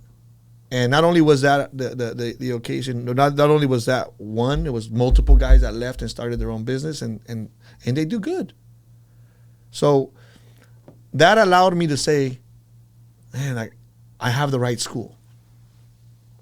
And I didn't like it because they came to learn and they didn't pay a tuition. You know? I didn't know that I was trying to just teach people, but that's, I'm like, you know what? That's the reality. You know, and I felt that before. And it's such a, you know, because everything you know, they say, right, careful what you wish for, you know, it's careful what you pray for, because if you ask God to make you stronger, he's going to break you. If you ask God to only keep your circle with the faithful ones, the honest ones, some of them are going to leave. And you're going to be like, why my right-hand guy? Well, I thought you wanted a strong team, bro. Maybe this guy wasn't a team oriented type of guy. And you're like, oh shit. But when you're living through it, it's hard to see it. But it's because you feel you're in control. It's like, no, man, the guy upstairs. It's crazy that you bring that up because I touched on that before. You pray for God to believe. Okay. It's happened to me, right? So it's like, I pray every day. I have Bible studies Tuesdays and Thursdays, right? So I pray every single day. And I ask God, like, to always remove negative people or people that are not meant to be in my space, that are not meant to have my energy, my wisdom, etc. Yep. And the moment that they do remove somebody, You're like, why? Well, isn't that what I asked for? Yeah. That's exactly what I asked for. So don't question. Don't question it. Just go with it. You prayed for it. He delivered. Now, you don't like what he delivered. You need to sit back, do some analyzing, do a lot of self-talk, Yep. resolve those issues, and keep moving forward. Because God will answer your prayers. You might not like the answer to those prayers, but you asked for it. Yep. That's so true. The association. I remember when Homeboy jammed and started his own company. I'm like, I was out there golfing, so then I was like, I'm selling these things, bro. Like it's the association. It's like, you know what? I was out there golfing. Somebody else was running my business, and the minute people feel like they're running your business, and they're doing more than you, is when they feel like, okay, I gotta go and start my own. So there's a lot of self-reflection of saying, you know, no, and in our Mexican culture is like, hey, el que quiere tienda, que la tienda. Yeah. Don't think that, you know, just because you're giving people responsibilities that they're gonna just run with it, right? You still gotta show up as a leader. You're still gotta be, you know, presence. You know, be in the present, whether that's a phone call, you know, whether there's a conversation, whether it's a meeting, whether it's you know, any sort of gathering. Like, you have to be present. So if you're gonna not be present, if you're getting into business to have more time, good fucking luck. Good fucking luck. I'm like, do you know what? There is a lot of great takeaways with having your own business. You're able to dictate your schedule and work accordingly. But just because you want to show up at 8 o'clock, somebody still has to. You have to pay somebody probably $100,000 plus to go and open up shop. You know, I have my non-negotiables. I love dropping off my son. You know, getting him ready in the morning. My wife, you know, drops off our daughter to high school. I drop off my son, and we have our, you know, prayer time, and we have our, you know, talk. That's non-negotiable for me. Like, and I'm like, if that's going to cause me to pay somebody $100,000 to open up shop and dispatch our crews, so be it. You know, and now, you know, I've extended to our tradesmen to, hey, come over to my shop, because I didn't realize how many hats I was wearing until I started taking them off and putting $100,000, you know, into those salaries. Oh, fuck. So when you talk about, you know, have a hard time letting go, is because, one, you know how many hats you're fucking wearing, and it's a lot of them. And when I look at my payroll, and when I look at the people that I'm paying to do the shit that I wasn't willing to do, I'm like, fuck, I'm worth a lot of fucking money. Because at one point, I was wearing all those hats, you know? And what is crazy, JR, is when you give somebody that task of saying, wear this hat, and your standard was like at a 7, these motherfuckers will make it an 11 or 12. They'll raise the bar, right? Because I'm like, oh man, this is good. And you get to have some of that freedom, you know, but you're not going to have that freedom if you're the only one holding on to the business. Like, no, I think that's a very common mistake. Yeah.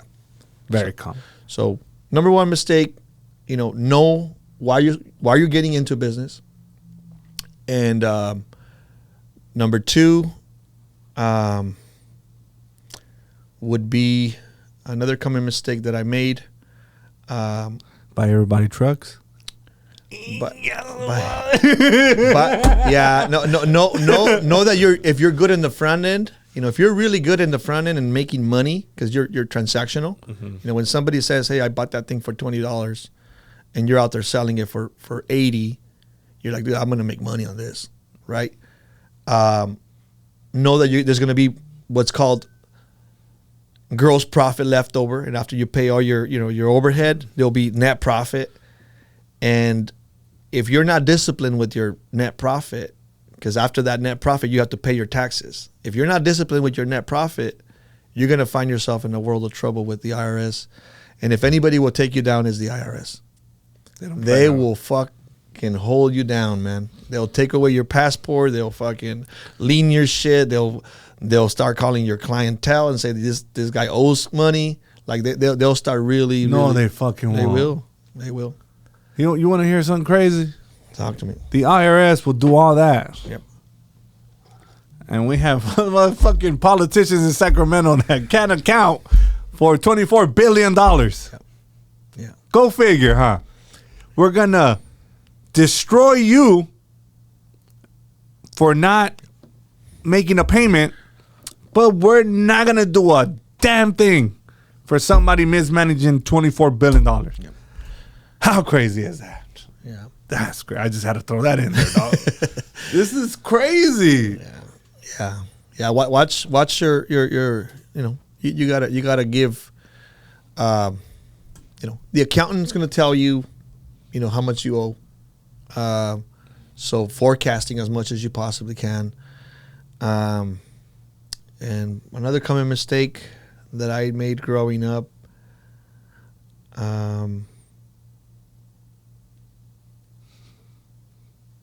I'm sure you're enjoying this dope-ass episode. I mean, you made it this far, so you might as well hit that subscribe button and turn on those notifications.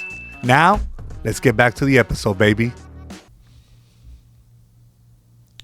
I think we touched on it where you think that everybody, you want to make everybody just as good as you are. And Yeah, that's so common though, brother. And you need that. You need Yeah. you need the visionary to have no limits. You need the visionary to have and sometimes you realize that I've been guilty of promoting technicians into technician level 2, 3, project managers, from project managers to division managers to, I'm like, and just because I want them to go up, they're like, hey man, like, I don't know shit about profit margins. I don't know nothing about gross profit. Like I don't know what you're talking about. You're talking business to me, and I'm just a technician still at heart. So be very, very mindful of that. One of the things that I do enjoy about In-N-Out, there is a process, there is a way of getting from a technician all the way up to the VP level, but you have to be able to, make sure they always check mark everything on the way up. So in your operation, so you don't just do water restoration. You guys have a bunch of other sub businesses. Yes, and it comes down to the standard that we carry ourselves. I started just doing water damage cleanup, and we would do such a great job, responding fast, because we understand the sense of urgency. So responding fast, being humane, in the situation, treating people's contents with respect, wearing booties, wearing gloves, like all that stuff, right? So they're like, people are like in awe. It's like, man, like you guys are really good at saving the day, cleaning it up after a disaster. That a lot of the clientele started asking me you're gonna put it all back, right? And I'm like, bro, that I need a license for that. I don't have a general contractor's license. I can't put the drywall back up and baseboards and flooring and the whole nine. And he's like, well, we need you to do that, bro, because a lot of these big companies, they're a full service. And like, if you want me to give you a shot, because I like you as a human being, like my boss is going to question me, like, how come you're having to now coordinate for them the drywaller, the painter, the flooring guy? And it's so okay. I'm like, shit. So now he threw it on my court.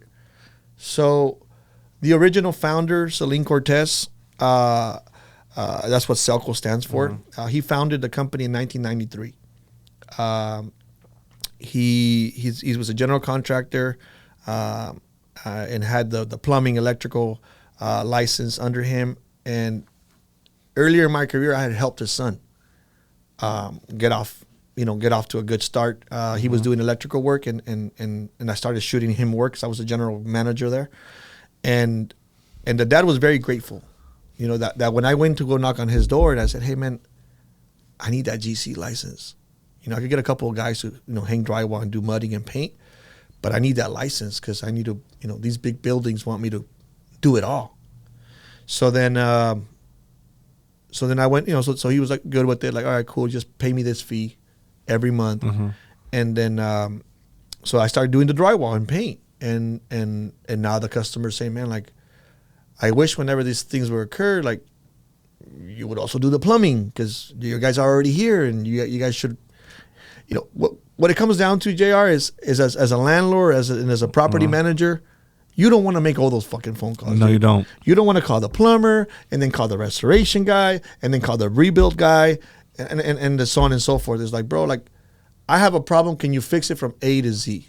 Right? This is why Amazon has done what it's done, revolutionized the whole commerce world. And it's because of convenience. So Celco is a convenient service. It's like, hey, yeah, we could do, we could assess, go in to do the plumbing repair. Hey, do you want us to do, the walls are all wet. Do you want us to go in and have our team remove the base and set up some drying equipment so that way it doesn't mold? Perfect. Just document it for me. Yes. So that's why we've been able to do a little bit more than just one service. It's not my ambition to say, I want to do it all. It's like, no, dude. It requires it. If the customer demands it, and if you're able to sustain that demand or apply that demand into your workplace, like, trust me, man, I now know more about plumbing than I ever wish I did. I know more about electrical than I wish I did. I'm like, dude, I didn't sign up for this. But because of my client demand was there, I'm like, what am I supposed to do? Say no? So a lot of the people are very shocked that I was able to grow a company with little to no advertisement. Like, I've never done Google, Yelp, and any of that. Really? So I don't come from there. So when I met Ish. So then how did you grow it? Just word of mouth. Fucking word of mouth. Stop it, bro. Word of mouth. Are you serious? And you realize that when you're in construction, we have a very bad rep. Because I don't. Yes. because when you're in construction and you're the lowest bidder, two things are going to happen. The job's may not get done. Why? Because you underbidded it. And maybe you're just plugging up holes, right? You're using that job to finish up the other job. Why? Because what do we do when we're in the trades, when we get in construction? Let's go buy some of those razors. Let's go buy some of those boats, right? That's where the net profit comes in, right? Like, we start spending all our money. And you could wrap it with your name on it, bro. Like, you could write it on. I'm like, cálmate. When I start seeing that pattern, I'm like, damn, bro. Te vas a dar de puro hocico, I already see it. I'm like, man, I don't wish bad upon anybody, but I would be careful, man, because it's not just you that you drag, you drag the entire company. Everybody that's participating in the company and your family. So I'm very, very, whenever people start, I start seeing the posts and I see the big old houses and the nicest cars. I'm like, well, did you take chips off the table? And your employees are watching too, bro. It's like, you couldn't give me that fucking $1 raise, huh?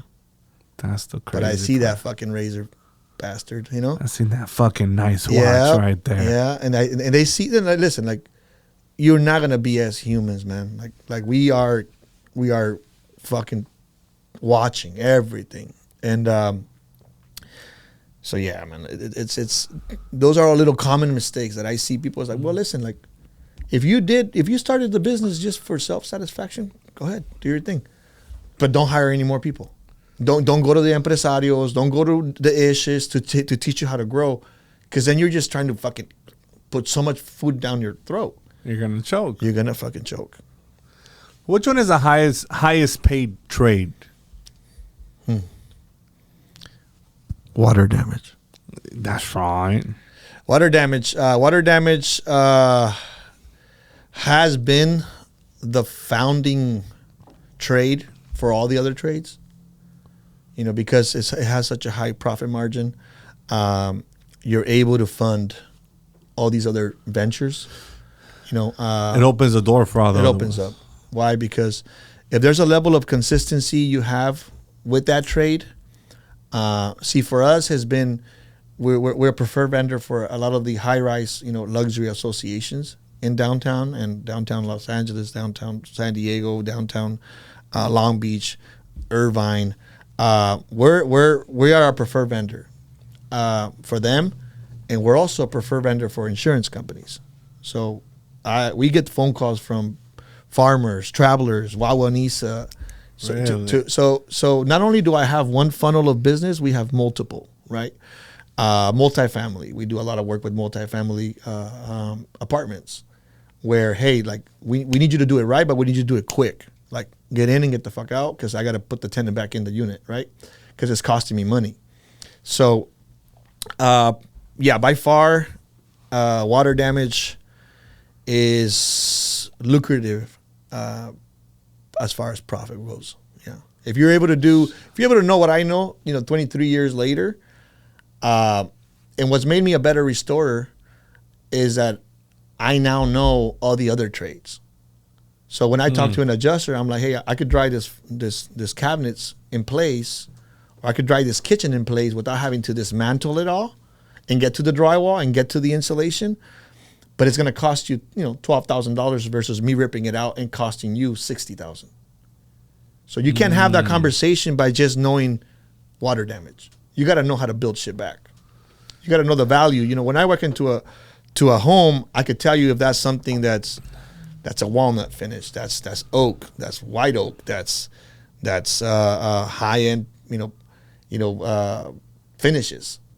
And you can't, if you walk in there and you're a restorer just dealing with water damages, you may say we need to rip out this floor. It's like, bro, you know how expensive that shit is? You better dry that shit, So it's made me a very well educated restorer,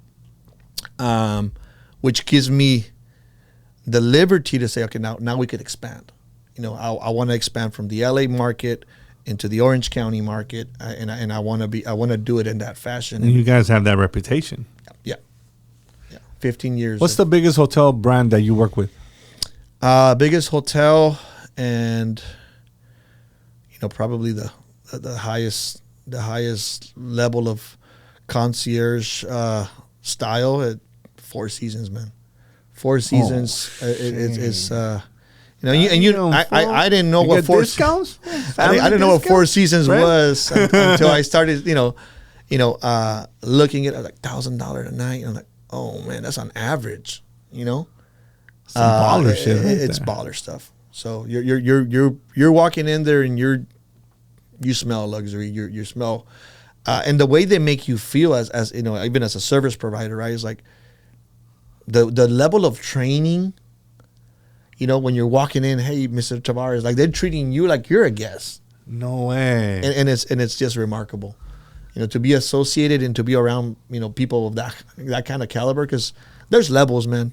I think when you grow up with nothing, you're taught to be respectful, to be genuine, to be kind, to be This is one of the things that my parents did a really good job in teaching me that. And then you get to a level where you make a little bit of money, se te sube.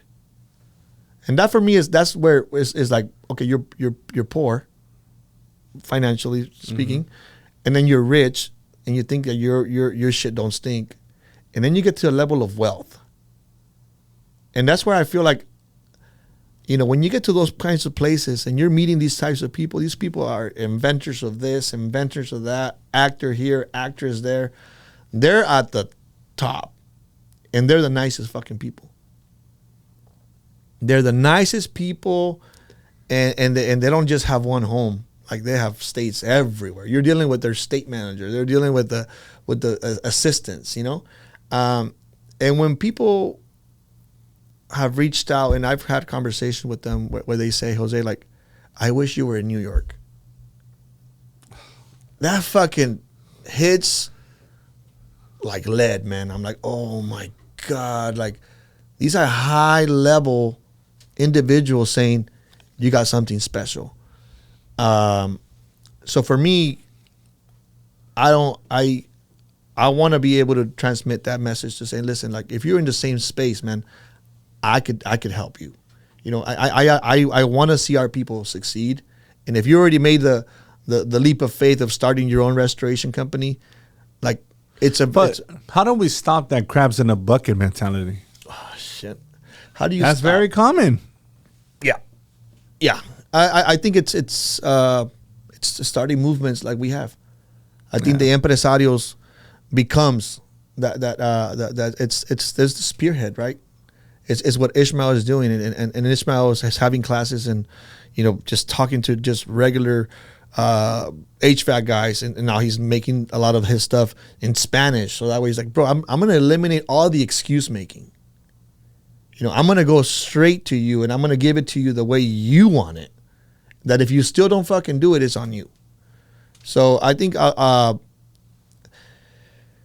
it's definitely cultural, you know, and we're fucking guilty all of that, because if one, even just Mexicans with Mexicans, right? If one is one shade darker than the other, we're talking shit. Pinche indio, la chingada, you know. Like, hay que mejorar la pinche raza, you know. There's a lot of that shit. So it starts with this sort of movement. It's saying, hey, listen, like the Jewish people do it, the Chinese people do it. We're like probably the only fucking race that just wants to, like, we want you to be successful, but not as successful as I am, you know. And I think that's what's, you know, I don't think people really understand the magnitude. It's like, hey, bro, if I'm doing $12 million a year in revenue, like, bro, we're sitting on a $4 trillion economy.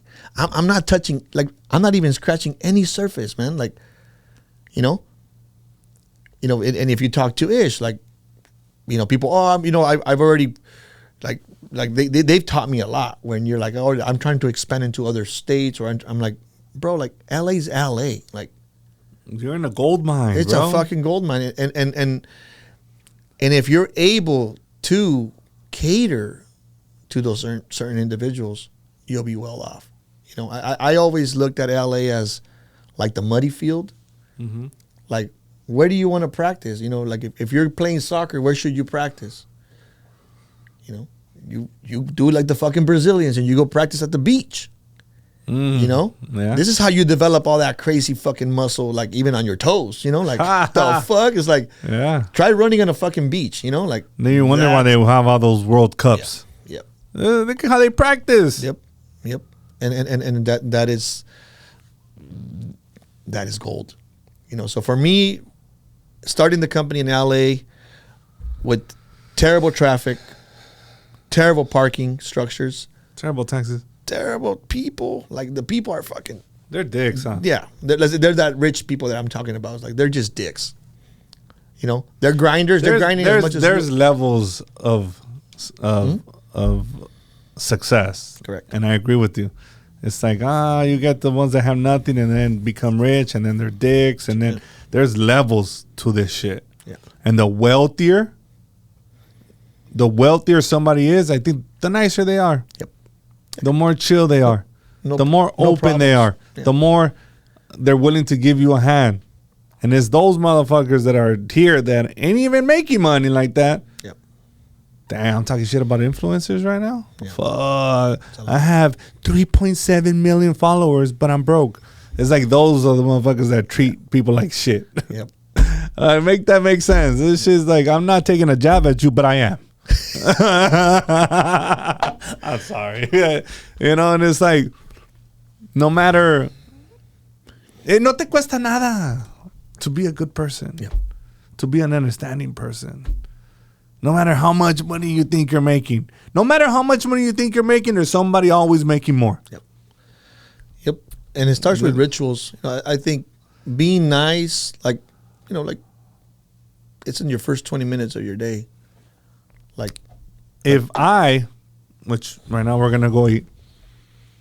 If I see somebody that I'm hanging out with, or we're going to have dinner, and they're assholes to the waiter, to the waitress, that would probably be the last time that I ever go out with you to lunch. Mm-hmm. And I think that shows a lot on the individual, right? Character. It shows your type of character. It's like, I get it. Sometimes they mess up and, no pusiste de pinche, for me, my chilaquiles, I don't like the fucking huevo on top. And I always order it. So even if they do bring it in and it has the huevo on top, I'll be like, hey, I told you. Can you just fix this? But in a kind way, There's no need to be mean to people. Yeah. And I think that says a lot about somebody. I don't know. You think I'm tripping? Or you think? No, I think it's definitely, goes back to the characters. I have a different level of respect for the restaurant industry because I owned the restaurant for 7 years. It is the toughest market to ever make money, man. I'm like, dude, I'm a 30% tipper, man. I don't want. Damn, 30%. This guy. That's you gotta tip well, man. I think you gotta, because if you do that, and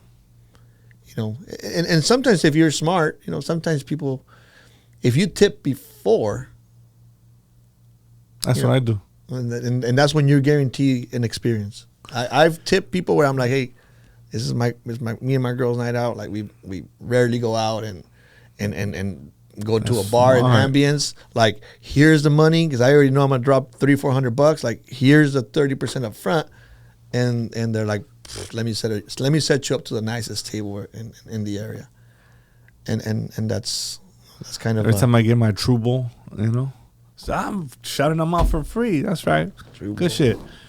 So you have to, and it asks you like, and I always tip. And they always make my shit extra chunky. You know what I mean? Like, I'm like, oh, well, I was gonna tip anyways, but now I just appreciate that you're going that extra mile. Yep. Because don't you like? I'm sure they feel appreciated. Of course. Like, oh, you didn't have to. Yeah, but 30% is 30%, and up front, yeah, see, Jose's a baller right here. You appreciate your people, man. Yeah, absolutely. They're the ones holding it down. Let me ask you this.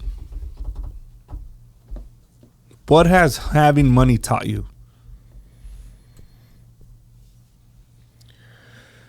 For me, it's always spiritual.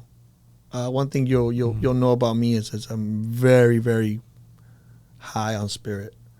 For me, is if God has trusted me with $1, $10, $30, $100,000, $1 million, $10 million, I think I've earned it.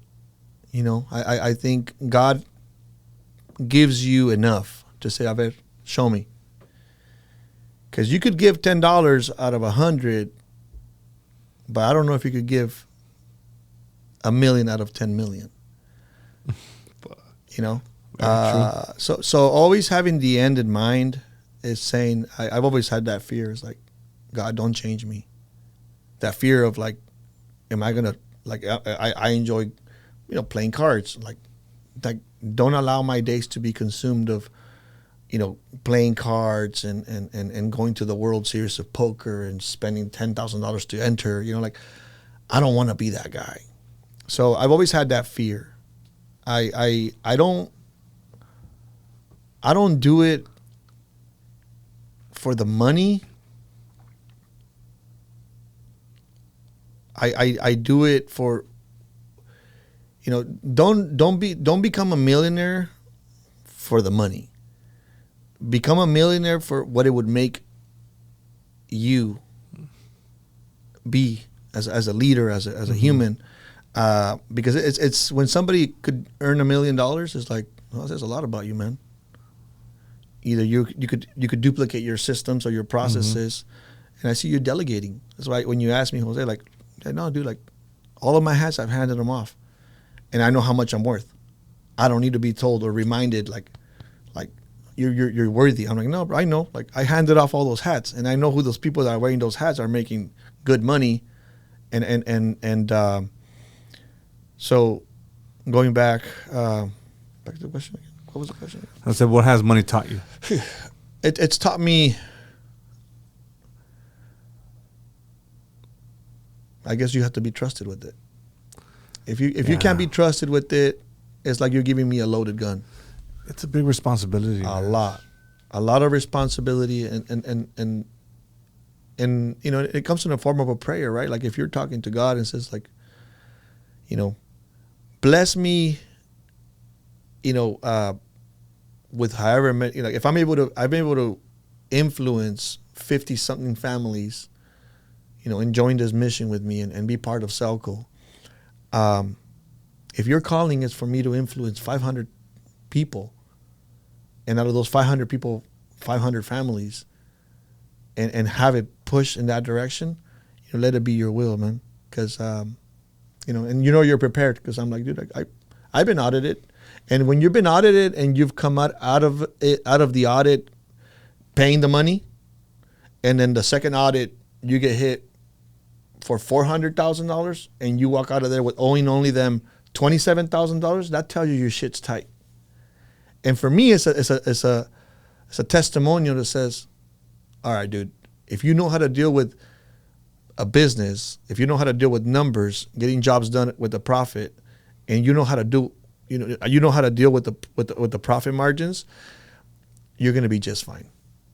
And see, for me now, it's giving me the liberty to come to your show and be part of Empresarios and be going to Ish. Why? Because I'm giving myself that liberty that says, all right, I got the ultimate restorer, which is Jesus Christ, you know, on my back, you know? And that's why I've associated a lot of stuff that I do with him, right? Because I'm like, he wasn't the creator. Like, he's the creator's son. He's the one that came out here to restore the faith, to restore us, you know? And I'm like, holy moly, I'm in that trade. How did I end up in that trade? Did I select it, or did it select me? It's crazy. Probably selected you, huh? Yeah, it's deep, man. It's deep. But God's always what's in watching. the water, man? What's in the water? It's, no, I was gonna say Jesus juice, but no, that shit kills you. Like somebody, you know, that dude was saying Jesus juice and se la tomaban y said, cut. It's not Jesus. Oh shit! Jesus turned his water into wine, please. Oh my God, this is fun. Dude, how long have we been on for? Like 1:56. 2 hours, brother. No, but see, time flies when it's fun. Thank you, brother. No, Where can people follow you? Where can people, if somebody wants a quote, let them know. Boom, right there. So we have our Instagram, Celco_Services 1, which could be, you know, you'll see a lot of our content and anything you request right there, DM. I'm typically the one, you know, replying back. So you're going to get the raw and real. And that's really what I'm trying to forecast today is, hey man, I understand the struggle. I understand if you don't know what kind of profit margins your industry should be at. I have a pretty good understanding. I've been around the shoulders of monsters, man. I've been in the shoulders of giants in the industry. So a lot of those guys, you know, make themselves available and they could reply back to you. But if you need something more catered to yourself, you know, feel free to reach out. All right. I'm not going to let you go without my rapid fire. You know I love food, right? I can't let you go. Even though I'm losing weight. That's good, man. Te miras bien mamado, compa. I don't know. Like, you know, I box 4 days a week now. That's good, man. So I'm going to lose another 15. Love it. But I love food. Love it. I love Mexican food. Like, I think, you know what? So I'm going to bring it up. I haven't brought this up. I think I've had, because I stopped eating these chips. But I think for my upbringing and even my adulthood, I've been addicted to Flaming Hots. Oof. I've been eating Flaming Hots for a very long time. And not just a one bag. Like, chinga su madre. I go with the big ones, you know, con limón y tapatio. So it's been 89 days that I have not had Flaming Hots. So I want to pump myself in the back. Good job. You know, so I don't know what the fuck they put in these chips, but I have cravings. It's like It's like a freaking drug, dude. I'm like, oh man, like. Anyways, all right. Don't judge me. And I know there's a lot of us that go through hot Cheeto That struggle. What is it called? Cravings? Relapsing or cravings. All right. You're going to go with tacos de asada o al pastor? Oof. Al pastor. ¿Con piña o sin piña? Con piña. Really? Yes. ¿Salsa roja o salsa verde? If it's al pastor, roja. Really? I like verde with that. All right. ¿Un burrito de asada o un burrito al pastor? Asada. King taco. King taco? King taco solid. Yeah. Oh, shit. Green sauce or red sauce? Red sauce right there. All right. Here we go. This is one that we get a lot. A ver. You're going to go with menudo or pozole?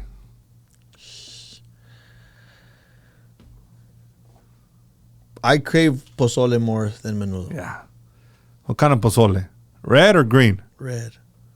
Somos de Jalisco, compa. Pues, ¿cómo? Traditional. Yeah, it has to be red. All right. I thought you were going to say green. I'm going to be like, no, le va las chivas. Oh, speaking of chivas. A ver. Birria de chivo or birria de res? I'm a weak sauce when it comes to that, man. Birria de res. Really? Yeah. I know something. I mean, maybe I had just bad experiences where that smell is so rich. You know, it's so rich, such a rich meat that if they don't do a good job cleaning it, it's the same thing with menudo. It's just the association of like, has that menudo been cleaned like 3 or 4 times where you're not gonna get that burping all day? And I think that's been my negative experience with birria. You're probably the only one that gave us the perfect explanation. It has to do with how you clean the meat. I like birria de chivo. Yeah. But I won't discriminate against res. I'll tell you that right now. I'll eat either or. Yeah. But my brother, I want to thank you for stopping by. I appreciate you. We had a great conversation. Thank you. And I can't wait to invite you to our new spot. No, thank you, man. Thank you for having me and just the level of genuine questions and how simple, you know, you're able to make Man, this. we went to 2 hours. Like, I felt like it was only like 15 minutes. Dude. Yeah. So that means it was great. Amen, man. And I hope you continue growing. No, I know you're going to continue growing your business. And I'm looking forward to seeing more postings on your page. All right. Thank you, JR. Guys, we are out. Thank you so much for tuning in. We appreciate you. Now make sure you hit that subscribe button, turn on your notifications so you don't miss our weekly episodes. See you on the next one. Let's go.